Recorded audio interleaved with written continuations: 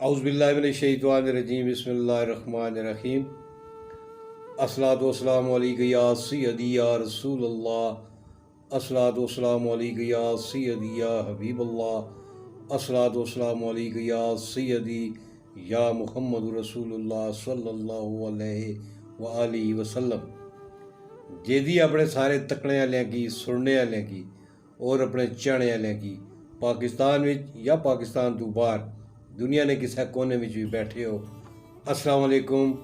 और तुम सारे की मैं अपनी बैठक विच जी आए नूं आखसां, वैलकम करसां, खुश आमदीद और बखैर रख। उम्मीद है तुम सारे खैरियत नाल होसो और तुसां दुआवां नाल जेदी भी बिल्कुल ठीक ठाक है। मेरियां कुछ बस सरकारी समझ लो, घरेलू समझ लो, कुछ मसरूफियात ऐसियां सन कि तकरीबन एक हफ्ता मैं गायब रहा। तो बहुत सारिया मेरिया यूट्यूब फैमिली मैंबर्स ने कमेंट्स किए कि जी साहब खैरियत है, तुसानी वीडियो क्यों नहीं आ रही। तो मैं दसिया, मैं क्या जैसे ही मैं फारग हो सा इंशाअल्लाह तुसां नाल मैं राबता कर सा। ईद कुर्बानी आमद आमद है जी। और बहुत सारे लोग मंडियां ना रुख पे करने, कोई बकरा खरीदण के चक्कर च है, कोई बैल खरीदण के चक्कर च है। और चूँकि वक्त और हालात कुछ इस तरह ने कि हर बंदा दूसरे बंदे नाल फ्रॉड ने चक्कर च पिया होया है। तो इसी तरीके नाल एक बड़ी प्यारी जी तुसां नाल एक मैं वीडियो शेयर करन लगा कि दो बैंक अफसर बड़े सूटेड बूटेड जिन्हें लंच किया ने तो कह लगे यार, एक उन्होंने चू कह लगा कि बच्चे रोज़ कहने को बकरा लैके आओ कुर्बानी वास्ते, तो यार आज शामी चलिए तो एक बकरा लैके आने हैं। उन्हें डिसाइड किया कि 35-40 ने लगभग में अगर बकरा मिल जाए तो जाके असा अज बकरा लैके आना यार। चले गए गड्डी लैके दोवें। जिस वक्त मंडी में पहुँचे तो देखा ने गड्डी जैसे ही खड़ी की ने तो बकरियां वाले उन्हें कोल पहुँच गए कि दो बड़े अफसर आए ने जी, इंशाअल्लाह इन्हां नाल सौदा हो जासी, गड्डी शड्डी ठीक ठाक है। ये नहीं पता जितने सूटेड बूटेड होने अजकल हालात कुछ इस तरह ने कि बहुत मुश्किल हो जाना। तो वो जड़ा बंदा भी आया उसने को पूछा ने बकरे ना रेट, उन्हें आख्या जी किसे 40,000, किसे 50,000, किसे लख, किसे 1,20,000। बड़े परेशान हुए। खैर अद्धी जी जिस वक्त मंडी फिर चुके तो एक बंदा नज़र आया ने, उसकी पूछा ने बकरा ज़रा ठीक ही सी कि भाई जी बकरा कितने ने। उस आख्या जी बकरा 18,000 रुपये ना। दो अक्के बक्के हो गए भी 18,000 ना बकरा बंदा पे देना, और इसने कोई कमी बेशी तो नहीं। खैर अगे पिछा तकिया ने, तक सुन के उन्हें आख्या जी ठीक है असा बकरा लै लैना 18,000।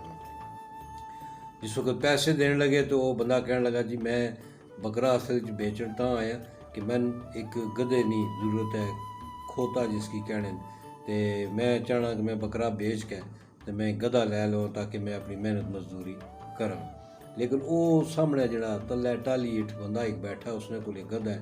मैं 2-3 दफ़ा उसने को गया लेकिन मनो गधा देना नहीं पाया। अगर तुम मेहरबानी करो मैं उसने को गधा लै दो तो मैं तुम की बकरा दे दसा, मेरे नाल उसने सौदा नहीं पाया होना। उन्हें आख्या जी ठीक है कोशिश करने। वो उस गधे वाले को गए, बाबा जैसी बाबे की आने जी गधा चाहिए। उस आख्या जी मैं दे दसा, कितने ना 16,000। बड़े खुश हो गए। 16,000 ना गधा कहन गए तो 2,000 और पासा तो बकरा मिल जासी। जैसे ही उसकी पैसे देते ने गधा उसने को कहता ने सूटेड बूटेड बाबू लोग एक गधे की अगे पकड़ कर रस्सी छिका पे, दूसरा पिछू उसकी मार रहा सी। बड़ा औखा जहा गधा लैके उस बकरे वाली जी पॉइंट सी उत्थे पहुँचे तो कहने तक बकरे वाला है ही को नहीं, बकरे वाला गायब हो गया। बतेर अगे पिछा तकिया ने बकरे वाला कोई नहीं मिलया। परेशान हो गए, खोता लै गए खलोते ने गर्मी में तोप विच। तो वो फ्राडिया सी, उसने वो गधा भिजवा दिता उसने को, तो ये बेचारे गधा लैके खलो गए। हूँ इन्होंने को गधा कौन खरीदा है, हर बंदा आ गया उन्होंने की बड़ी अजीब नज़र न तक है। कोई सूटेड बूटे बंदे खोता लैके खलोते ने। हूँ खोता बकरीद ने दिन और खोता उत्थे किथे मतलब बिकया ना, वो किसी की आख सकन तो ना कुछ होर कर सकन। तो उन्होंने फिर बड़ी मुश्किल नाल सोचा कि 16,000 ना चूना तो सकी लग गया, क्योंकि बकरे वाला तो बाबा मिले सन बकरे वाला भी गायब हो गया। तो जे पिछे गए खोते जिस बंदे दिता सी बाबे को तो कह रहे तो उठू वो बंदा भी गायब।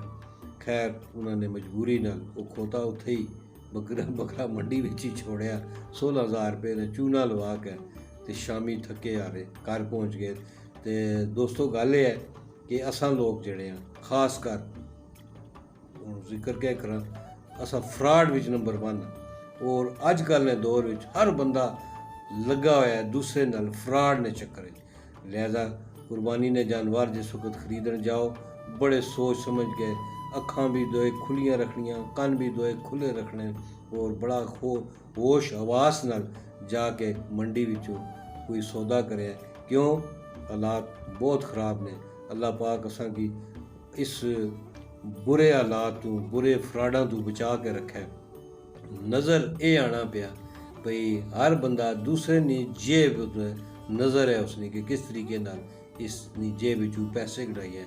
तो शरीफ लोग जिहड़े सन वो बेचारे ना बकरा किन सके तो ना ही उन्होंने बकरा मिलया बल्कि जलीलो ख्वार हो गए 16,000 रुपये ने चूना लवा के ते अपने घर चले गए। तो अज ना वाकया शेयर करने का मकसद यह है कि ईद कुर्बान आनी भी है और इतना सस्ता बकरा अगर कोई देना पे तो इसका मतलब है इसने भी कोई फ्रॉड है। लिहाजा बहुत सारी अखां और कान खोल के मंडी जाना और ठीक ठाक सौदा करके ते कुर्बानी ना जानवर आनो। अल्लाह पाक जिन्ना ने जहन विच कुर्बानी ना जज्बा और इसार है अल्लाह पाक उन्होंने कुर्बानियाँ कबूल फरमाए। इजाज़त चाहसा। पाकिस्तान जिंदाबाद।